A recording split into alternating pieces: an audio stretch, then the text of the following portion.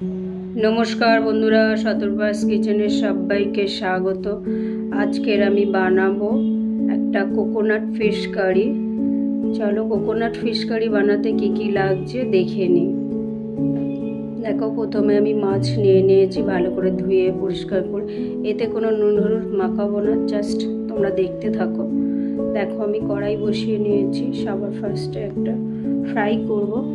देखो आमी कड़ाईते तेल दिए दिएछि परिमाण मतन तेल। तार मध्य आमी डाइस करे राखा दुटो पेঁয়াজ दिए दिलाम, 7-8टा रसुनेर कोया और 2-3 टुकरो आदार टुकरो दिए भालो करे लाल लाल करे भाजबो। लाल लाल कालार जखन धरबे सेई पर्याये आमी देखो कयेकटा मशला आबार ऐड करब। देखो लाल लाल आमार कालचे कालार एसे गेছে। देखो 10-12टा आमी गोलमरिचेर दिए दिलाम, गोलमरिच दिए दिलाम और 4টে शुकनो लंका और किछुटा आमी परिमाण मतन नारकेलेर टुकरो दिए भालो करे फ्राई करब। एटाके आबारो आमी फ्राई करब 2-3 मिनट भालो करे फ्राई करे। तारपरे एटाके आमी एकटा पेस्ट बानाबो।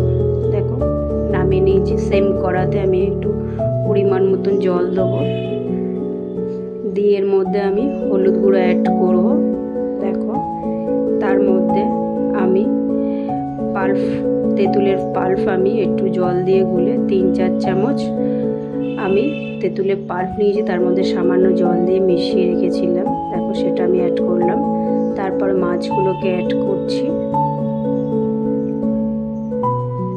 देखो माछगुलोके ऐड करे दिलाम, दिए भालो करे एकटु नेড়ে নেব। देखो नेড়ে নেওয়ার পরে এটাকে আমি ঢাকা দিয়ে 10 मिनट होते देव। देखो 10 मिनट पर ढाका खुलছি। ठीक এই রকম দেখতে হয়েছে। আবারও আমি একটু নেড়ে নেব, নিয়ে ভালো করে একটু নেড়ে চেড়ে নেব। তারপরে দেখো যে পেস্টটা আমি বানিয়ে রেখেছিলাম ফ্রাই মশলাটা, সেটা আমি এর মধ্যে অ্যাড করে দিলাম। দেখো দিয়ে ভালো করে একটু নেড়ে চেড়ে নেব যাতে মশলাটা ঝোলের সাথে একদম মিশে যায়। তারপর দেখো মিক্সি ধোয়া জল আমি একটু অ্যাড করলাম, যেহেতু মিক্সিতে অনেকটা মশলা লেগেছিল। দিয়ে আবারও আমি ঢেকে 3-4 মিনিট আমি একে হতে দেবো। দেখো 3-4 মিনিট পরে ঢাকা খুলছি, ঠিক দেখতে এইরকম। দেখো এই পর্যায়ে আমি একটু নুন আর সামান্য একটু টেস্টটা ব্যালেন্স করার জন্য, যেহেতু তেঁতুল আছে, চিনি অ্যাড করে দিলাম।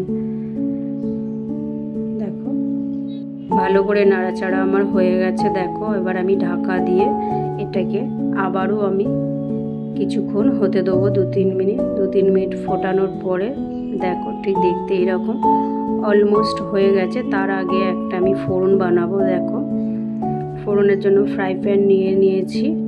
দেখো এর মধ্যে পরিমাণ মতন একটু তেল দিয়ে দিলাম আর এর মধ্যে আমি একটুখানি সর্ষে ফোড়ন দেবো আর 10-12টা কারি পাতা দেবো। দিয়ে এটাকে ভালো করে ফ্রাই করে নেব। দেখো ভালো করে নেড়ে চেড়ে অলমোস্ট ফ্রাই হয়ে গেছে। এবার আবার আমি কড়ার মধ্যে কড়ার ঢাকাটা খুলে দেখো এবার আমি ফোড়নটার মধ্যে অ্যাড করে দেবো। জাস্ট রেসিপিটা আমার ডান বন্ধুরা। এবার আমি সার্ভ করে নেব। দেখো আমি সার্ভিং বোলে নিয়েছি, সার্ভ করে নিচ্ছি। দেখো রেসিপিটা যদি ভালো লাগে বন্ধুরা লাইক করো, শেয়ার করো, সাবস্ক্রাইব করো, কমেন্ট করো আর সাবস্ক্রাইব করে অবশ্যই আমার পাশে থেকো।